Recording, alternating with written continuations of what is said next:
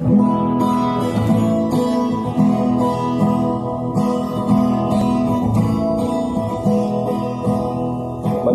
makinig, matuto. Manood, makinig at matuto. May aral natin ang kwento ng bayan ko. Isang napakagandang araw mga bata! Gusto nyo bang makarinig ng isang kwentong tiyak na kapupulutan natin ng aral?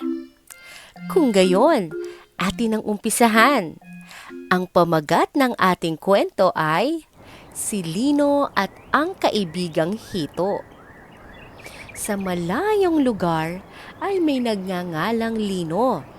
Siya ay anak ng isang mangingisda na si Mang Leo at isang tindera sa palengke na si Aling Lydia. Hilig ni Lino ang sumama sa ama na mangingisda tuwing araw ng Sabado at Linggo. Tuwing araw naman ng Lunes hanggang Biyernes ay nag-aaral ito. Lino, tara, bumili tayo ng tinapay sa may kantina. Ayan ng kaklase niyang si Lynn. Habang naglalakad sila, nakakita ng plastik na bote si Lino. Imbis na pulutin ito ay pinadyak-padyak pa hanggang sa kantina. Hanggang makasalubong niya ang gurong si Ma'am Tess. Lino, maaari mo bang pulutin ang basurang nasa iyong paanan? Hindi pinansin ni Lino ang guro at patuloy ito sa paglalakad na waring walang narinig. Pagkatapos nilang bumili, ay agad itong kinain ng tinapay at ang pinagbalatan nito ay itinapon lamang sa ilalim ng kanyang lamesa. Lino, bakit hindi mo itapon ang iyong pinagkainan sa tamang lagayan? Ang sabi ng kanyang kaibigang si Lynn. Lynn, maya-maya ay magwawalis na ang ating mga klase. Hayaan mong sila ang pumulot ng mga pinagkainan ko. Ang galit na sabi ni Lino. Araw ng Linggo ay biglang bumuhos ang napakalakas na ulan. Tag-ulan na naman. Siguradong babahain na naman ang ating tahanan. Wika ng ina ni Lino habang nakatingin siya sa may bintana.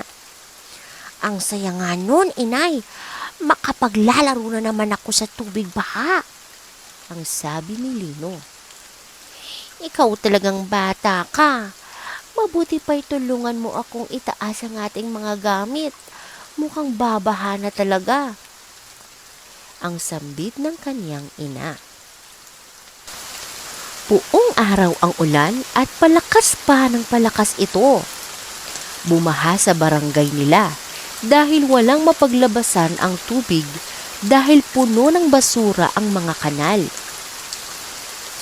Isang araw, habang naglalaro si Lino sa may tubig baha, ay may nakita siyang isang maliit na isda na hito.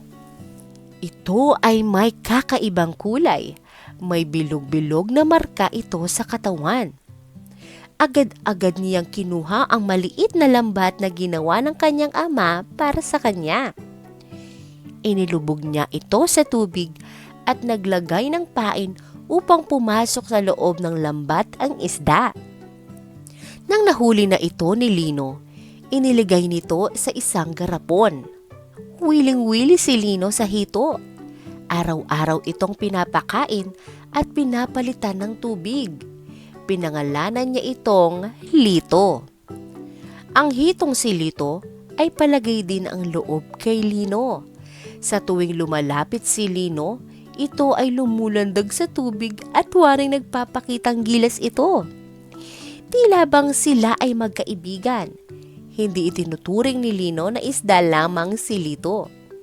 Bagkus, sa tuwing may problema ito, ay agad nitong ikinukwento kay Lito at mapapansin sa hito na parang apektado ito sa tuwing si Lino ay malungkot. At sa tuwing si Lino naman ay nagbabahagi ng masasayang nangyayari sa kanya, ay walang sawang lumulundag ito at walang sawang lumalangoy ito ng mabilis na parang nagpapakita ng kasiyahan. Natapos ang baha sa kanilang barangay at ang bawat isa ay abala sa paglilinis ng tahanan. Anak, halika tulungan mo kami ng iyong tatay. Nay, tinatamad po ako. Sige na anak, para matapos na tayo sa mga gawain. Wala man sa loob ni Lino ang pagtulong, ay tumugon ito sa utos ng kaniyang ina.